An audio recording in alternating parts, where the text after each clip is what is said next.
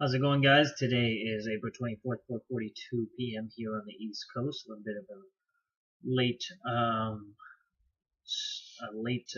getting a vlog out, and I didn't get a chance to do one yesterday, so I'll be putting two up today. But yesterday, or the day before, I can't remember.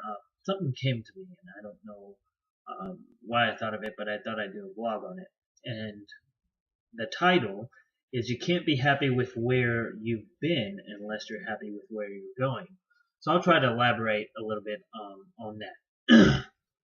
Some people are a little unhappy with where they're going in life. They're a little bit unhappy with their life where they're currently at, and they're unhappy with the things that took place to get there. All it takes is a change of choices, a change of decisions, and you can instantly change your life. And it's one of the simplest things, but it's one of the most truest things. If you just change the decisions you make on a daily basis, you'll be happy with the decisions you make. Then your life will start changing for the better as well. But the decisions have to start within you, and it could be decisions with family, friends, or decisions on your educational future, or decisions on your job. If you're currently unhappy with your job, and like many of the people are that are out there, there's very few people who I've come across who thoroughly enjoy their job, who don't mind working extra, who stay late willingly. There's just a few of those people. I notice a trend around the people that I'm around the most, that they tend to be a little bit happier around their job. So it doesn't mean that they're fully satisfied with their job. So in order to be happy with your decisions, you truly have to make the ones that make you happy. And that's how you'll line up happiness in your past and in your future. Is just start making decisions that make you happy. Make the choices that make you happy, and you will be happy with your past, your present, and your future. And it's really as simple as that. And if it takes you getting up and leaving your current job on a whim, just this isn't for you, and you've been putting up with it for, I don't know, maybe a couple of years now, and you just are doing something to get by. Why waste that time? Why not do something that motivates you that gets you out of bed? They say it's a lot easier to be pulled rather than to push. So if you find something that pulls you, that you gravitate towards, you'll have a lot higher success rate, and you'll be a lot happier if you're being pulled into your field rather than pushing yourself along into a field that you're unhappy. And it's really very simple logic, but a lot of people just go with safer decisions. And the safer decisions sometimes mean security, but it's a false sense of security. There's so many jobs where people invest so much time, and this happens all the time. But I'll give you a story about my stepfather where he was at a job for about 10 years, and just on a whim they had reductions and they were cut, and he thought it was a very safe job. I mean, without much notice, I think they offered him a small severance, and that was it. They send you on your way. And a lot of people in secure jobs, they get to year 18 or 19 and then end up being cut. Believe it or not, big companies and corporations do that to save on your retirement, so they don't have to pay you retirement. As mean and as upsetting as that is, it's a real fact of reality, and it's happening more and more. Fewer companies nowadays are offering retirement benefits. 401ks, it's just becoming more non-existent unless you're in bigger corporations. But especially if you're an entrepreneur type, that just doesn't um, sit well with you, and it doesn't exist in that entrepreneur type world. You truly do have to work for what you want, what you get, and what you continue to get. Unless you build a reputable company that could run without you being there. And I think that should be the goal of a lot of entrepreneurs. If you have to be at your company, then that is your job. If you don't have to be at your company and it can manage itself effectively, then you've created somewhat of a masterpiece that could be possibly franchised or something of that nature. That's more into the business talk. But getting back to making decisions that make you happy, it's truly the decisions you make on an everyday basis that you consciously make. Believe it or not, people who go to the jobs that they're unhappy at, they consciously make a decision to go and punch in every single day. And they may say they do it for betterment causes, like for the betterment of their family, for the betterment of security. But when they get laid off for a job they didn't even like, that is one of the most insulting blows that you can take in your life.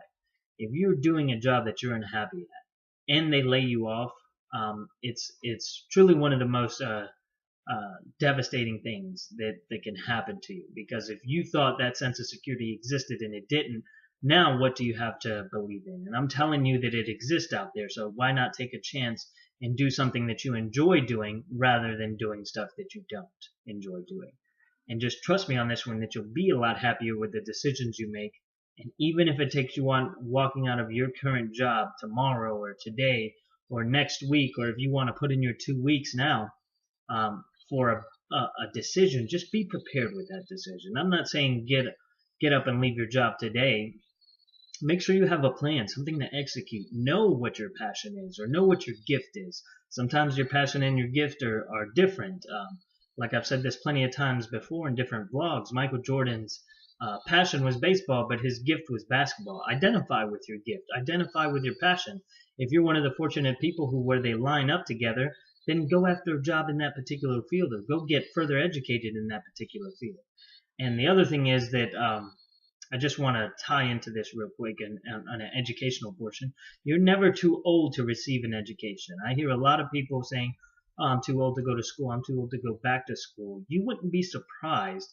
I thought the same thing, and I'm only in my 30s, that I would be too old to go to school. But I'm not going to use that as a cop out. I'm going to use it as a motivational factor. I like sometimes being the odd man out. But believe it or not, a good 9 times, probably 8 times out of 10, I'm not the oldest one in the classroom. I may be older than the teacher in some circumstances. That happens very rarely, but and I may be the oldest one in the classroom, but a good majority of the time, there's always somebody older than you in there.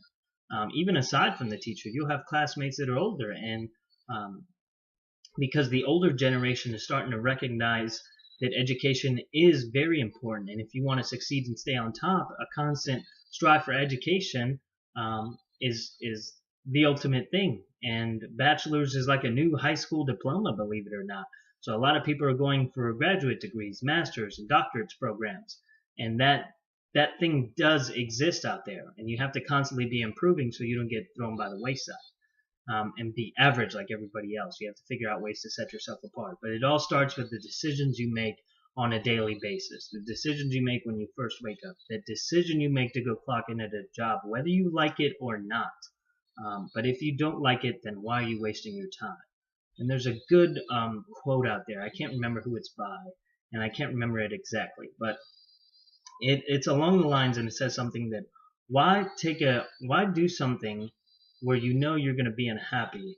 Why not take a chance on something that might make you happy? And that chance may set you free. And a majority of the people who have this entrepreneur, who become these very rich, these very successful people, they all started with a chance, a decision, and that's what put them in motion. So take that chance, take that decision, and if you have to be if you like being just a worker bee, there's nothing wrong with that either. There's plenty of jobs and opportunities for people out there like that, and they make their living and they retire and they have very enjoyable, simple lives. That's perfectly good too. But for the people who want challenges and the people who are striving and looking for things to challenge them on a consistent basis and to be happy, make a decision, identify with something, and chase after it. It's truly as simple as that. And these mentoring things, I just had, I was thinking about this the other day, that sometimes I get these signs for mentoring opportunities. And sometimes I pay attention to them and I jump on them, and sometimes I don't pay attention to them. And whenever I had a friend who I bumped into yesterday who offered me a mentoring a gig, and told me that they're hurting for young mentors. A lot of mentors out there, they're just not resonating with the young kids today. And I told them that's what I'm all about, is I offer kind of a bridge between that gap of the older mentors and the young kids that are out there today. The in-between guys are too busy trying to work their tails off to get to a place of comfort with these older guys that are at. Because he told me a lot of the mentors that are out there are like retired all they do is play golf, and sometimes they don't really care as much. And if I'm trying to base my whole premise on being a young mentor, I think it would be a good suit for me and something I could offer back to the community. And he told me that our county here is hurting for young mentors. So I think it'd be a good opportunity for me, and I don't want to keep ignoring the signs that get thrown at me when it comes to mentoring. I want to be able to jump on an opportunity whenever given one. And you have to make those decisions to make you happy. Because if you're like, man, I should have did this or I should have did that, just go ahead and sign up and do it. I've already committed to this guy, even though the day that he told me, I know I have to reschedule some stuff now. It's going to be a pain in my butt, but why give that opportunity up? It's an opportunity to do something that I want to do on in front of a couple people, in front of a couple kids. And I think it'd be a good opportunity nonetheless. So, and when you already commit to something, you tend to feel better about it. So we'll see, and I'll keep you guys updated as that goes along. That'll be this Wednesday, and I still have some things to move around in my schedule to make that happen, but you have to go after the things that you want. Sometimes they'll present themselves and you'll see it over and over again, and sometimes they don't, and you have to go chasing after them. But when they do present themselves and you're already chasing after that object, to me it's a no-brainer. Why aren't you taking advantage of that situation? And it's a question I ask myself. And if it's a matter of time, you make the time. Like I have to move things around to my schedule to make it to that commitment to the gentleman I spoke to. And I will make that happen because you have to prioritize. It's a matter of what is important to you. And you will make time for the things that are very important to you. Friends, family, and all the things where you spend time doing on a daily basis, even if it's checking your Facebook. Ideally, in a logical sense, you're putting Facebook above a lot of other things if you're spending more time on that. And or checking your social media. I don't mean to call out Facebook, but checking social media in general.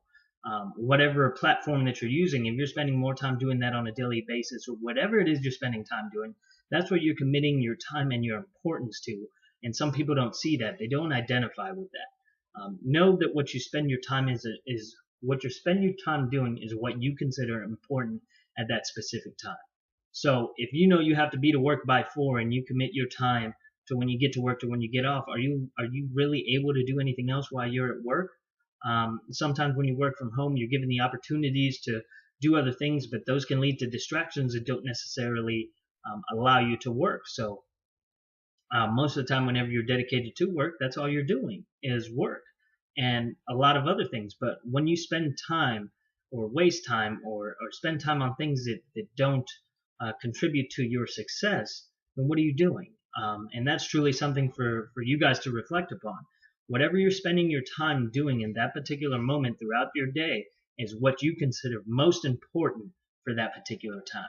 So if you're not managing your time well, managing yourself well, and you're just spending a lot of time on, and I don't mean to nitpick at social media here, but it's just the trend of what's going on. A lot of people are spending their free time on social media, and that's what they're considering important, and I find that interesting.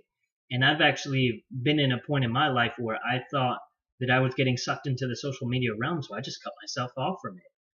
I had the same thing when I was younger. I was getting sucked into the video game world, and I remember talking to my parents about this. I think it was yesterday, and I gave away my console.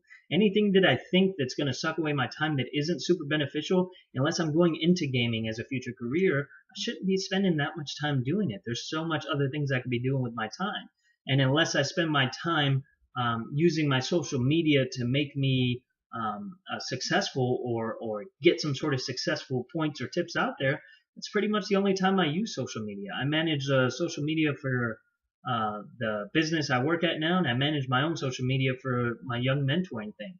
Other than that, I really don't spend too much time on it unless I'm trying to make time pass by and I'm already getting paid. Like if I'm at work and it's slow and I'm checking social media, sometimes I'm still trying to push events and do it from a work perspective. Very rarely do I spend time just glazing over social media or spending too much time watching TV or getting into TV shows. There's been a TV show where, it was one season.